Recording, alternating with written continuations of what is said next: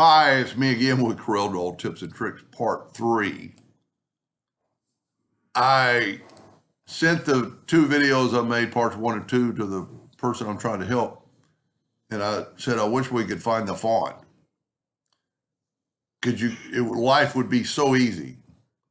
If we look at the C from the one I did earlier versus this C, it's perfect.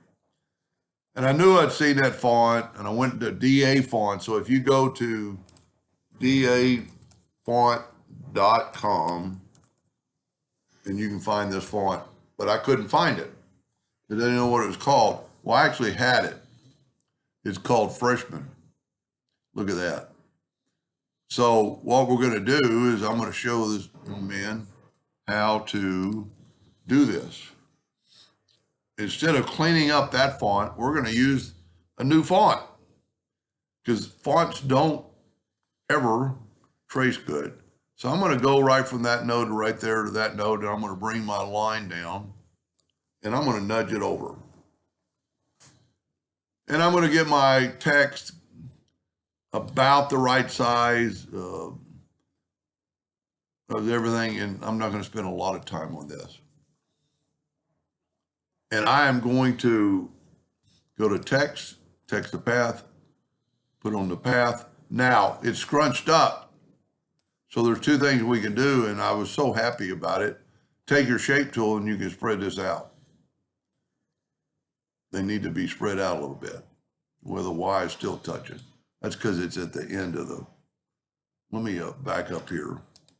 I think I'm just not on my path good. Let me get where I was. Text to path. And see, try to put it more like that in the center of the path. And besides taking the shape tool and spreading them out a little bit, that doesn't seem to be working. There we go. Well, then why? Maybe it's just better like that for a second. When you have text to path, you have this right here. Let me move this one closer to well, here's the one I just did. The letters are different because this is a true text to path. But if we do this right here and just pick one of these, it makes it stand upright. Then I think we can still take the shape tool because it's still text to path and spread them out a little bit. There we go. Because we need some separation. We might not need that much, and you can still, play this, put it back. And you're done. With the exception, I'm not going to go over it all, but you have to select it all and then go up to Control K, break it apart so you can get your path away. And I might keep that, you could keep that path and maybe mirror it for the next one. This will be so easy. Take your deal, take your new text, left click, right click. It's already a group because it's all one word. So we're going to go to effects and contour. We're going to contour the outside 0.005. I want just a little bit of a contour for that one color. That's pretty good. Now, go up to object and break that contour apart. I'm going to make this inside contour red.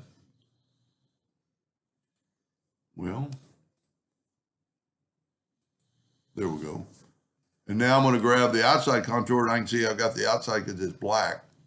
And now I'm going to contour the outside 0.015. And we're done. Now, he'll have the original copy. And do you need to go more? Do you need to put these together or not?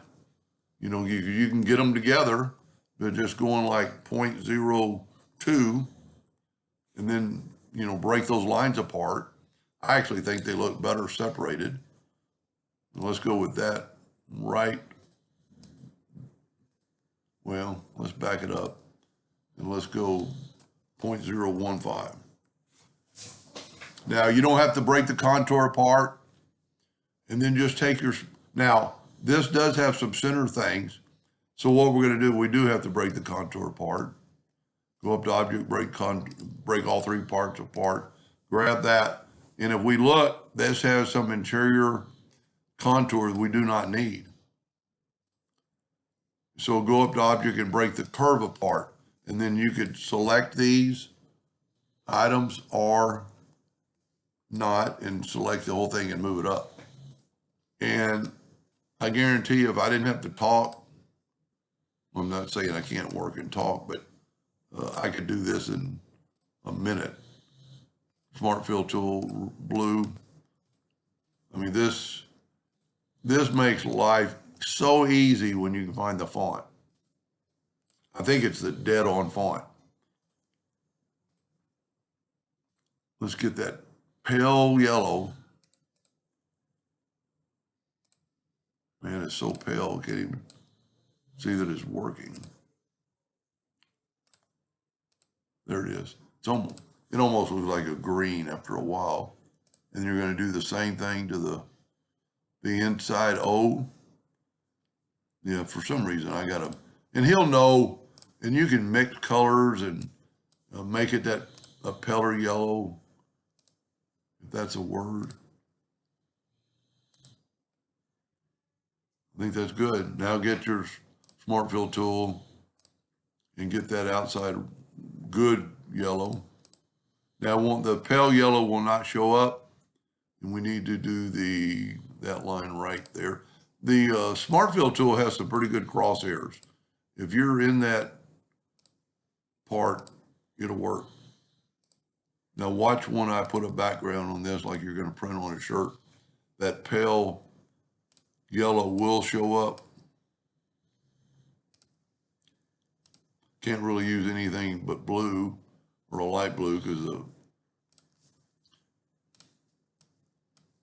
and then I would strongly suggest take the outline away because it's really going to make those letters pop.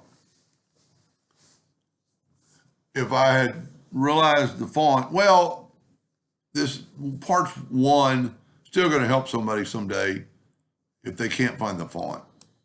But when you can find the font, and for the person I'm doing it for, if you can't find it, I'll actually send you the font when I send you this next video. Anyway, I hope that helped a little bit. Thank you for watching.